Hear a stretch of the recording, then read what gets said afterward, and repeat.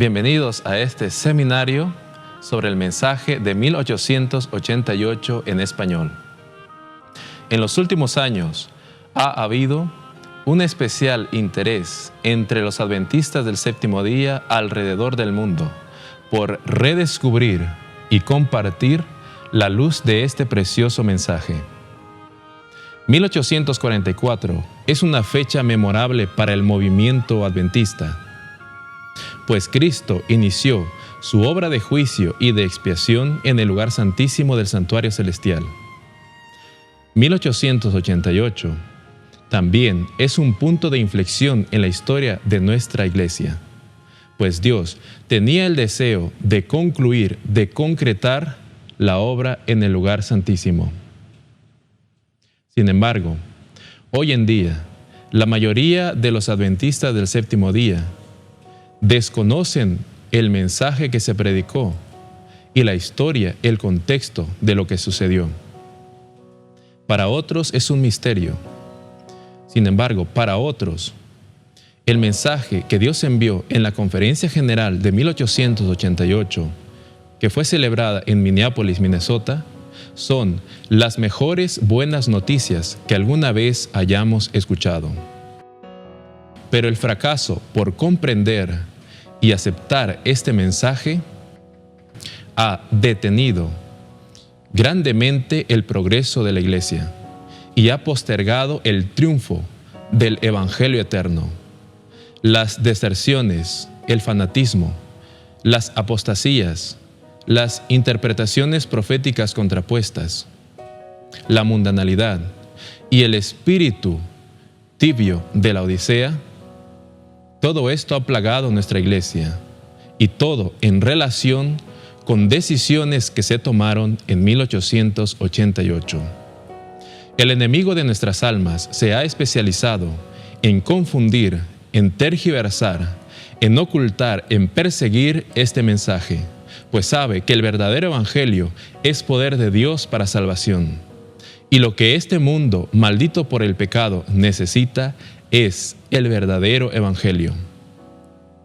El propósito de este seminario es tratar de reexaminar el mensaje de 1888 y además presentar el contexto correcto de la historia en relación a los eventos de esa conferencia. Así que los invitamos para que nos acompañen en cada sesión de este seminario. Antes de pasar a nuestra primera sesión, que se titula La importancia del mensaje de 1888, quiero invitarles para que puedan visitar nuestro canal de YouTube, Materiales 1888 en español. Ustedes pueden encontrar ahí algunos materiales en relación a este tema, audiolibros, sermones en audio. Y si desean también comunicarse con nosotros, ya sea que necesiten algún material escrito, alguna pregunta, ustedes pueden contactarnos al siguiente número, +59 1 678 30109.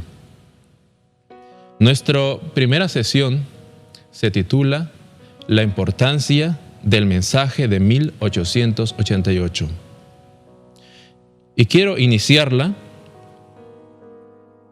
leyendo lo que nos dice Joel, capítulo 2, versículo 23, lo siguiente.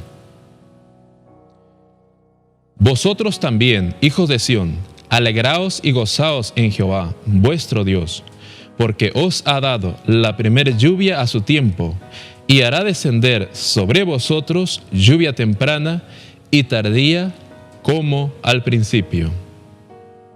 Nosotros notamos aquí la promesa que Dios hace, y especialmente en los últimos días, en los postreros días, Dios derramará su Espíritu Santo. Sin embargo, durante muchos años hemos estado orando por el derramamiento de esta lluvia tardía.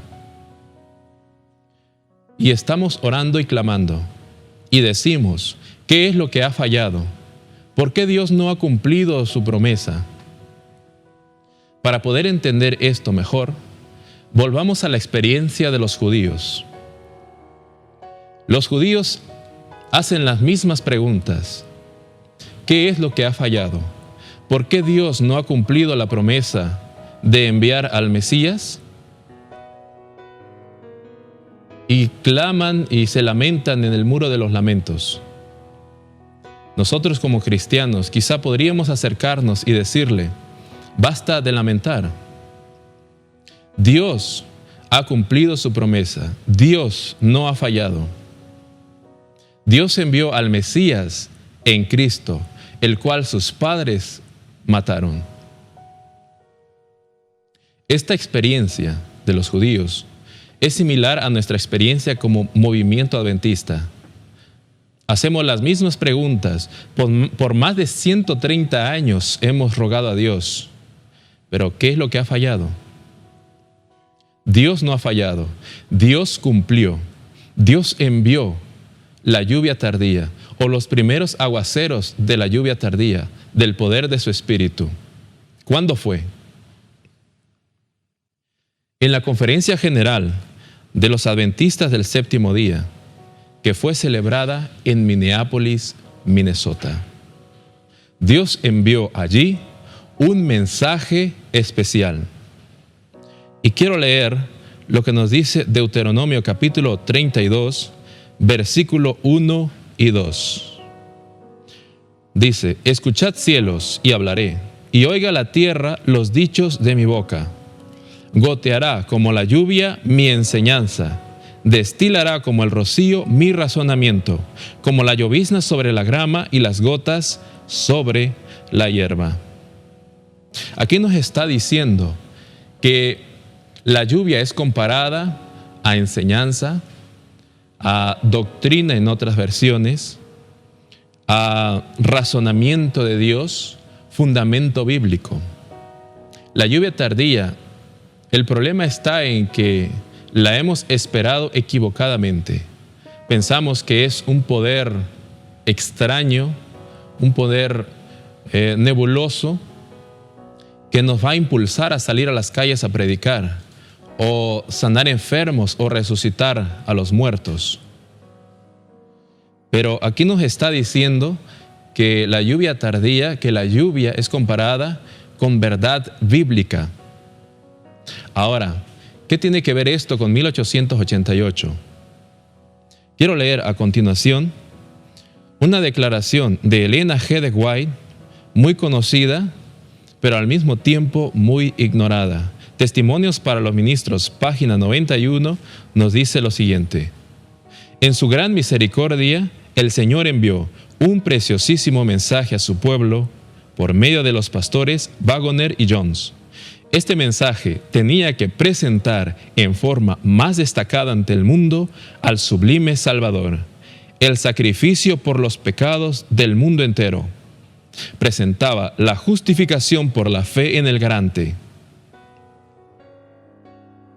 Invitaba a la gente a recibir la justicia de Cristo, que se manifiesta en la obediencia a todos los mandamientos de Dios. Este es el mensaje que Dios ordenó que fuera dado al mundo.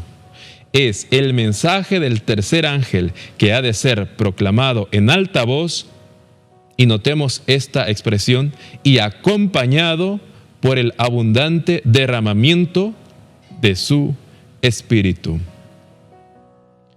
Joel capítulo 2 versículo 23 nos dijo que enviaría la lluvia tardía como al principio. Y como hemos comprendido, la lluvia es sinónimo en este aspecto de doctrina, de enseñanza. Además, en otras versiones lo llama instructor de justicia. ¿Qué significa? Que la lluvia tardía es un maestro que nos va a enseñar justicia. Como leímos en Testimonios para los Ministros, página 91, Dios envió en su misericordia un preciosísimo mensaje en la Conferencia General de los Adventistas del Séptimo Día, que fue celebrado en Minneapolis, Minnesota, un mensaje de justicia por la fe. Un mensaje que presentaba la justificación por la fe. Invitaba a la gente a recibir la justicia de Cristo que se manifiesta en la obediencia a todos los mandamientos de Dios. Y dice aquí que este es el mensaje que Dios envió que fuera dado al mundo. Es el mensaje del tercer ángel y será acompañado por el abundante derramamiento de la lluvia tardía, del Espíritu, del poder del Espíritu Santo. En 1859, Elena de White escribió en su diario, manuscrito 8, octubre 10, lo siguiente: cuando el poderoso ángel descienda del cielo y da fuerza al tercer ángel, siente el poder del mensaje. Caen sobre ellos los aguaceros celestiales, la lluvia tardía se derrama en sus vasos. Este texto, esta declaración comprueba que el mensaje en sí viene acompañado con el poder del Espíritu Santo. A continuación, quiero leer algunas declaraciones de Elena G. de White previo a 1888.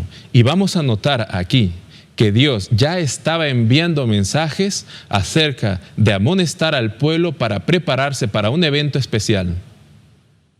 1888, lo que sucedió allí es o debió ser el complemento de lo que sucedió en el año 31 después de Cristo. En el año 31 después de Cristo, en el día del Pentecostés, Dios abrió las ventanas de los cielos y derramó sobre ellos la lluvia temprana. Ellos, su predicación era Cristo crucificado y Cristo resucitado. Una verdad que acompañaba, una verdad que era acompañada con el poder del Espíritu Santo. Por eso sanaban enfermos, resucitaban muertos. Dice, este fue escrito en marzo 22, notemos la fecha, 1887, justamente un año antes de 1888. Dice, cuando el camino esté preparado para el Espíritu de Dios, vendrá la bendición. Así como Satanás no puede cerrar las ventanas del cielo para que la lluvia venga sobre la tierra, así tampoco puede impedir que descienda un derramamiento de bendiciones sobre el pueblo de Dios. Una declaración más. Tenemos la impresión de que esta asamblea es el encuentro más importante al que jamás hayáis asistido. Se debe dejar a un lado toda ambición egocéntrica y debéis rogar a Dios que descienda sobre vosotros su Espíritu, tal como vimos sobre los discípulos el día del Pentecostés. Y notemos que esta cita fue escrita y publicada en agosto 5 de 1888. Y esto lo podemos encontrar en materiales de 1888, tomo 1, la página 38 al 41. Una declaración más. El bautismo del Espíritu Santo vendrá sobre nosotros en este mismo encuentro. Si es que queremos que así sea, comencemos aquí mismo en este encuentro y no esperemos hasta que haya llegado a su mitad. Queremos el Espíritu de Dios ahora y aquí.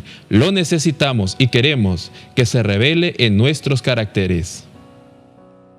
Esto fue justo en el Congreso. Recordando solamente las fechas del Congreso, el Congreso propiamente dicho inició el 17 de octubre de 1888 al 4 de noviembre.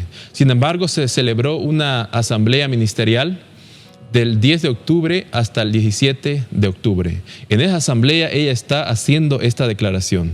Una cita más acerca de esto. En medio de la asamblea,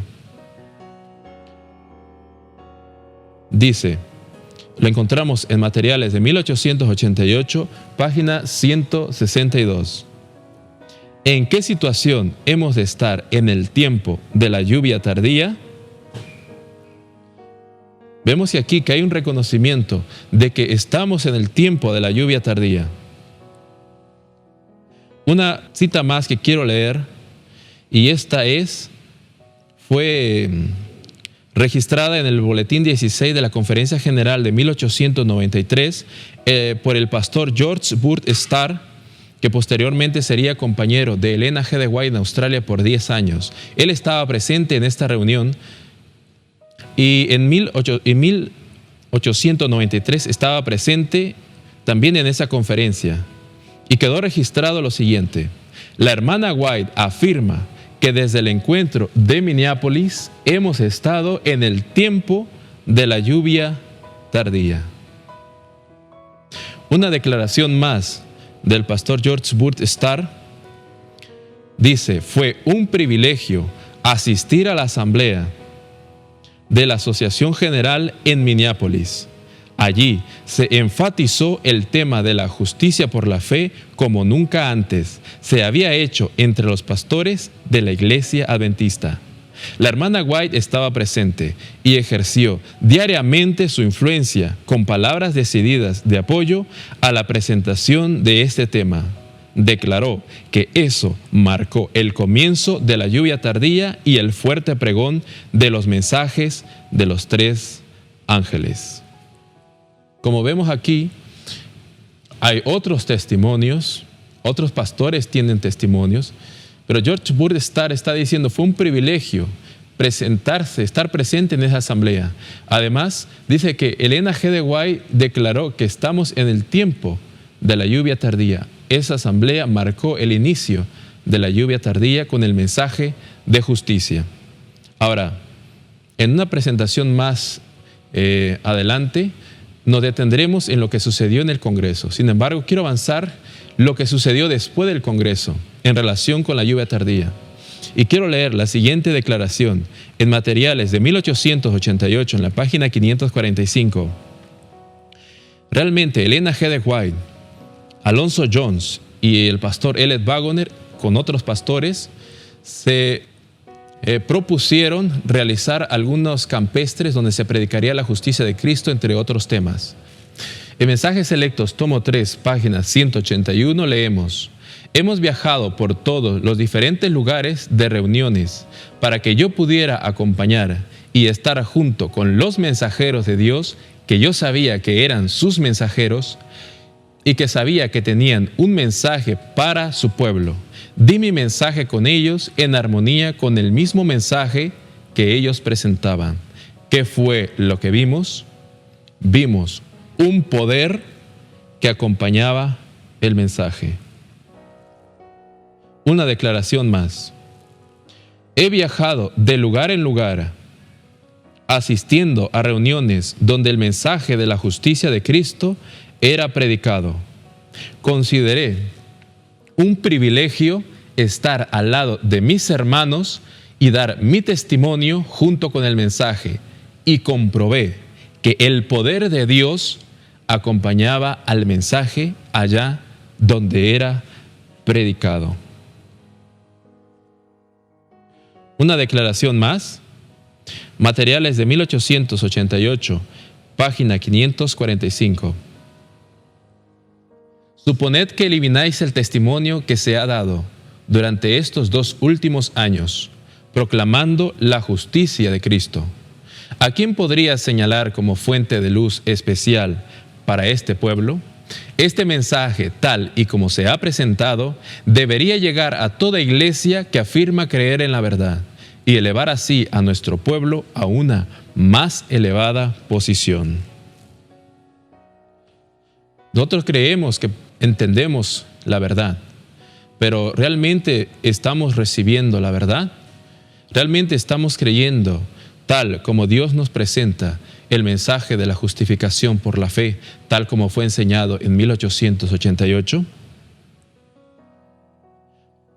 Hubieron muchos campestres y todos ellos quedaron registradas impresiones, confesiones, los enfermos sanaban. Y quiero solo colocar un ejemplo de ello.